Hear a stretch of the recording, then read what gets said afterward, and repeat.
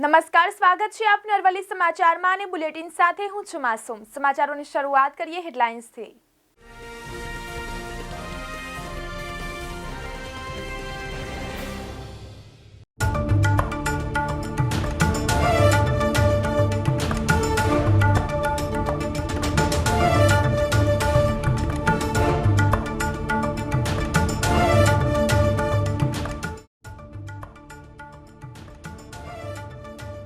માળખાની જાહેરાત ડિગ્રી એન્જિનિયરિંગમાં અંગ્રેજી અને ગુજરાતીમાં, ડિગ્રી ફાર્મસીમાં અંગ્રેજી માધ્યમમાં કોમન એન્ટ્રન્સ ટેસ્ટ લેવાશે।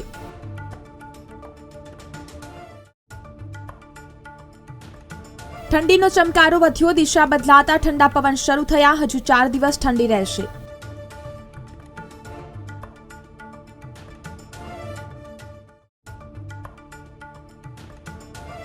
રામ મંદિર પ્રતિષ્ઠા મહોત્સવમાં કાર સેવકોના પરિવાર, બસો સંતને આમંત્રણ, અયોધ્યાની ટ્રેન માટે 4500નું રજીસ્ટ્રેશન।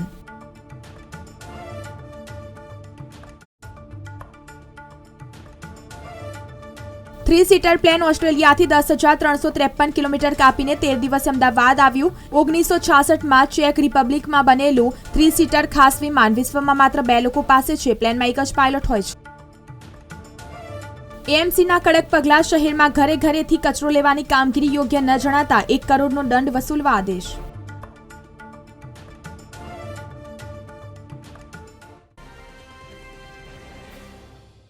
સમાચારોની શરૂઆત કરીએ તો શહેરમાં ઉત્તરના પવનોનું જોર વધતા ઠંડી વધી છે। આગામી દિવસોમાં રાત્રિનો પારો 2 થી 3 ડિગ્રી ગગડશે। મંગળવારે ઠંડીનો પારો 21 ડિગ્રી નજીક રહ્યો હતો, જે સરેરાશથી 4 ડિગ્રી વધારે છે। હવામાન વિભાગના જણાવ્યા અનુસાર મંગળવારે શહેરનું મહત્તમ તાપમાન 28.2 ડિગ્રી અને લઘુત્તમ 20.8 ડિગ્રી નોંધાયું હતું। સોમવાર કરતાં મહત્તમમાં 1.5 ડિગ્રી અને લઘુત્તમમાં 0.8 ડિગ્રીનો ઘટાડો થયો છે। વાતાવરણમાં સવારે ભેજનું પ્રમાણ 41% અને સાંજ 38% નોંધાયું હતું। બીજી તરફ વાત કરીએ તો એમએસ યુનિવર્સિટીની કોમર્સ ફેકલ્ટીમાં પ્રથમ વર્ષના વિદ્યાર્થીઓ માટે સિલેબસ જાહેર કરવામાં આવ્યો હતો। નવી એજ્યુકેશન પોલિસી અંતર્ગત એફવાય બીકોમમાં સિલેબસ જાહેર કરાયો હતો, જેમાં 7 વિષયોનો સમાવેશ કરાયો છે, જેમાંથી 6 વિષયો ફરજિયાત અને 1 વિષય ઓપ્શનલ રાખવામાં આવ્યો છે। યુનિવર્સિટીની કોમર્સ ફેકલ્ટીમાં સૌથી છેલ્લા નવી એજ્યુકેશન પોલિસીનો અમલ કરવામાં આવ્યો છે, જેના કારણે વિદ્યાર્થીઓ પરેશાન થયા છે। રાજ્ય સરકારે વિધાનસભા બજેટ સત્રની તૈયારીઓ શરૂ કરી દીધી છે। ધોરણ 11-12 સાયન્સમાં ઘટતી જતી સંખ્યા એક સમસ્યા હોવાથી શિક્ષણ વિભાગ સાયન્સમાં વિદ્યાર્થીઓની સંખ્યા વધારવા યોજના લાવે તેવી શક્યતાઓ છે। શિક્ષણ વિભાગના સૂત્રોના કહ્યા અનુસાર જે વિદ્યાર્થી ધોરણ 11-12માં સાયન્સ રાખે તેના માટે સહાય આપવાની યોજના લાવશે। ગુજરાતમાં ધોરણ 12 સાયન્સ પછીના ડિગ્રી ઇજનેરી સહિતના અભ્યાસક્રમમાં બેઠકો ખાલી રહે છે। ખાસ કરીને ડિગ્રી ઇજનેરીમાં મોટી સંખ્યામાં બેઠકો ખાલી રહે છે। બીજી બાજુ ધોરણ 11 અને 12 સાયન્સમાં વિદ્યાર્થીઓની સંખ્યા ઘટી રહી છે। વર્ષ 2019માં ધોરણ 12 સાયન્સમાં 1,47,789 વિદ્યાર્થીઓ નોંધાયા હતા। વર્ષ 2020માં 1,43,278 વિદ્યાર્થી નોંધાયા હતા, જ્યારે વર્ષ 2023માં 1,26,624 વિદ્યાર્થી નોંધાયા હતા। 3 વર્ષમાં 2 વર્ષ દરમિયાન સંખ્યા ઘટી છે। આવા સંજોગોમાં વિદ્યાર્થીઓ સાયન્સ સાથે ધોરણ 11 અને 12માં અભ્યાસ કરવા તૈયાર થાય તેટલા માટે સરકાર દ્વારા પ્રોત્સાહન આપવાની યોજના અમલમાં મૂકવાની તૈયારી થઈ રહી છે। આગામી બજેટમાં શિક્ષણ વિભાગ દ્વારા ધોરણ 11 અને 12 સાયન્સના વિદ્યાર્થીઓને નાણાકીય સહાય આપી શકાય તેવી યોજના અમલમાં આવી રહી છે। આ યોજના મૂકવા પાછળનો હેતુ એવો છે કે સાયન્સમાં વિદ્યાર્થીઓ વાલીઓનો ખર્ચ વધુ થાય છે। જે વિદ્યાર્થીઓ હોશિયાર છે પરંતુ ખર્ચને કારણે સાયન્સ પસંદ કરતા નથી તેવા વિદ્યાર્થીઓ સાયન્સ લેવા પ્રોત્સાહિત થાય તે માટે આ યોજના અમલમાં મુકાઈ રહી હોવાનું સૂત્રોનું કહેવું છે। ગુજરાત રાજ્યમાં ગ્રાન્ટેડ અને સરકારી શાળાઓના વર્ગો અને શાળાઓ બચાવવા તે આજના સમયમાં ખાસ કરીને ખાનગી શાળા પ્રત્યેના આકર્ષણવાળા આ સમયમાં જરૂરી જ નહીં પરંતુ અનિવાર્ય બની ગયું છે। સમગ્ર ગુજરાત રાજ્યમાં અત્યાર સુધીમાં 150 જેટલી ગ્રાન્ટેડ શાળાઓ છેલ્લા કેટલાક વર્ષોમાં બંધ થઈ છે, તો 1500 જેટલા વર્ગો બંધ થઈ ગયા છે। ભાવનગર શહેરમાં 4 ગ્રાન્ટેડ શાળાઓ બંધ થઈ છે, ત્યારે એક સારા સમાચાર એ આવ્યા છે કે આ વર્ષે ગ્રાન્ટેડ શાળાઓમાં એક વર્ગ વધારો અપાયો છે। રાજ્યમાં મોટી સંખ્યામાં ગ્રાન્ટેડ વર્ગો બંધ થવા જઈ રહ્યા છે અને તેના કારણે ખૂબ જ મોટી સંખ્યામાં શિક્ષકો ફાજલ થઈ રહ્યા છે, તેની અસર ભાવનગર જિલ્લામાં હાલ જોવા મળી રહી છે। ત્યારે ગ્રાન્ટેડ શાળાઓ પ્રત્યે સરકારનું વલણ બદલાયું છે, જેમાં વર્ગ વધારનારા સરળીકરણ તેમજ ગ્રાન્ટેડ શાળાના વિદ્યાર્થીઓ સાયન્સ પ્રવાહ તરફ જાય તો વિશેષ આકર્ષણ યોજનાઓ નજીકના સમયમાં આવી રહી હોવાનો સંકેત શિક્ષણ મંત્રી દ્વારા રાજ્ય આચાર્ય સંઘના અધિવેશનમાં આપ્યો હતો।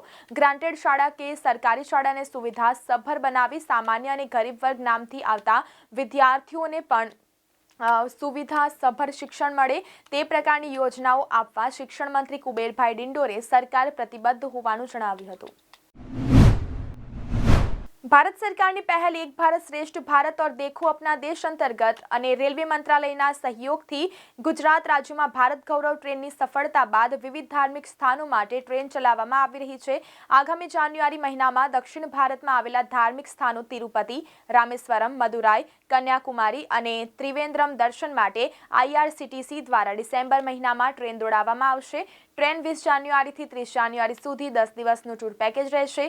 આ ટૂર પેકેજમાં 2 AC કમ્ફર્ટ ક્લાસ માટે 49,500, થર્ડ AC કમ્ફર્ટ ક્લાસ માટે 35,500 અને economy sleeper class non AC માટે 22,000નો દર રાખવામાં આવ્યો છે, જેનું બુકિંગ શરૂ થઈ ગયું છે। આ પેકેજમાં ટ્રેનની ટિકિટ, ભોજન, ચા નાસ્તો, લંચ અને ડિનર, રોડ ટ્રાન્સપોર્ટ માટે બસની વ્યવસ્થા અને ઇકોનોમી ક્લાસમાં નોન AC આવાસ અને નોન AC બસની વ્યવસ્થા અને 2 AC કમ્ફર્ટ ક્લાસ તથા 3 AC કમ્ફર્ટ ક્લાસમાં AC આવાસ, રાત્રિ આરામ અને AC બસની વ્યવસ્થા તથા ટૂર એસ્કોર્ટ તેમજ કોચ સિક્યોરિટી ગાર્ડ અને હાઉસકીપિંગ સુવિધા ઉપલબ્ધ રહેશે।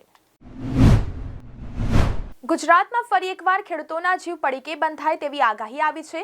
ફરી એકવાર ગુજરાતના ખેડૂતો પર માવઠાની ઘાત આવી છે। અરબ સાગરથી ભેજવાળો પવન આવતા વરસાદ પડવાની શક્યતા છે। તો જાણો કયા કયા વિસ્તારમાં છે વરસાદની આગાહી, જોઈએ આ અહેવાલમાં। ફરી એકવાર ગુજરાતના ખેડૂતો પર માવઠાની ઘાત છે। ફરી એકવાર ગુજરાતમાં માવઠાની હવામાનની આગાહી આવી છે। સૌરાષ્ટ્રમાં કમોસમી વરસાદ પડવાની હવામાનની આગાહી છે, તો આગામી 24 કલાકમાં હળવો વરસાદ પડવાની શક્યતાઓ છે, જેમાં અમરેલી, રાજકોટ અને દ્વારકામાં હળવો વરસાદ આવી શકે છે। અરબ સાગરથી ભેજવાળા પવનો આવતા વરસાદ પડી શકે છે। હવામાન વિભાગના ડાયરેક્ટર ડોક્ટર મનોરમા મોહંતીએ જણાવ્યું કે આગામી 5 દિવસ ગુજરાતમાં કમોસમી વરસાદની આગાહી છે। સૌરાષ્ટ્રમાં હળવા વરસાદ આવી શકે છે। પોરબંદર, અમરેલી, રાજકોટ, દ્વારકામાં હળવા વરસાદની આગાહી છે। અરબ સાગરથી પવન ભેજ લઈને આવતા હોવાથી આ જિલ્લાઓમાં હળવાથી મધ્યમ વરસાદ આવી શકે છે। આગામી 24 કલાકમાં વરસાદ પડી શકે છે। સાથે જ તેમણે કમોસમી વરસાદ વચ્ચે ઠંડીની આગાહી વ્યક્ત કરતા જણાવ્યું કે આગામી સમયમાં તાપમાનમાં 1-8 ડિગ્રીનો વધારો થઈ શકે છે। જો કે 3 દિવસ બાદ ફરી તાપમાનમાં ઘટાડો થતાં ઠંડીનો અનુભવ થશે। લેટેસ્ટ અપડેટ અનુસાર સૌથી ઓછું તાપમાન નલિયામાં 11.8 ડિગ્રી તાપમાન નોંધાયું હતું, તો અમદાવાદમાં 15.6 ડિગ્રી તાપમાન નોંધાયું। પરંતુ આગામી 3 દિવસ ગુજરાતમાં વાદળછાયું વાતાવરણ રહેવાની શક્યતાઓ છે। બ્યુરો રિપોર્ટ, અરવલ્લી સમાચાર, મોડાસા। સમાચારોની શરૂઆત કરીએ તો અયોધ્યામાં 22 જાન્યુઆરીએ રામ મંદિરના પ્રાણ પ્રતિષ્ઠા મહોત્સવમાં અમદાવાદ સહિત રાજ્યના 200થી સંતો મહંતોને આમંત્રણ આપવામાં આવ્યું છે। પ્રાણ પ્રતિષ્ઠા મહોત્સવ પૂરો થયા પછી અન્ય સાધુ સંતો, કાર સેવકો અને સમાજના અગ્રણીઓને દર્શન માટે અયોધ્યા લઈ જવામાં આવશે। અમદાવાદમાંથી લગભગ તમામ મહામંડલેશ્વર સ્વામિનારાયણ મંદિરના તમામ પ્રમુખ સંતો તેમજ અન્ય પ્રમુખ મંદિરોના મહંતો તેમજ ગાદીપતિને આમંત્રણ આપવામાં આવ્યું છે।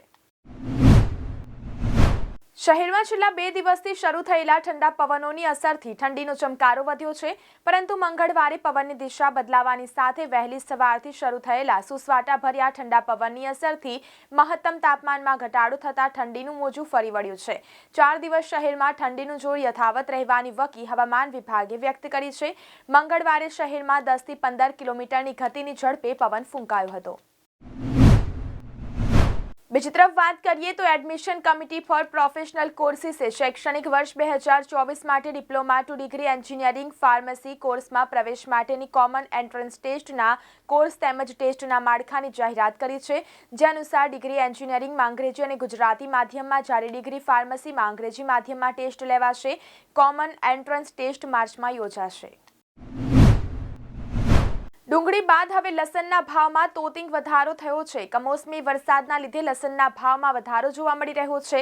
લસણના ભાવમાં વધારો થતાં સ્થાનિક બજારમાં વેચાણમાં ઘટાડો જોવા મળ્યો છે. 1 કિલો લસણ લેનાર ગ્રાહક હાલમાં 100 થી 200 ગ્રામ લસણની ખરીદી કરી કામ ચલાવી રહ્યા છે. હાલ સ્થિતિ એવી છે કે સ્થાનિક માર્કેટમાં લસણના 1 કિલોના રૂપિયા 300 થી 400 સુધીના ભાવ પહોંચ્યા છે. લસણના ભાવ વધતા ગૃહિણીઓનું બજેટ ખોરવાયું છે. ચાલુ ઉઘડતી રવિ સિઝનનો ડુંગળીના ખેડૂતો માટે સારી હતી અને મણના ભાવ 700 થી 800 માર્કેટ યાર્ડમાં મળતો હતો, પરંતુ સરકારે ડુંગળીની નિકાસ પર પ્રતિબંધ મૂકતા ભાવ હાલ 150 રૂપિયાથી નીચો જતા ખેડૂતો મુશ્કેલીમાં મુકાયા છે.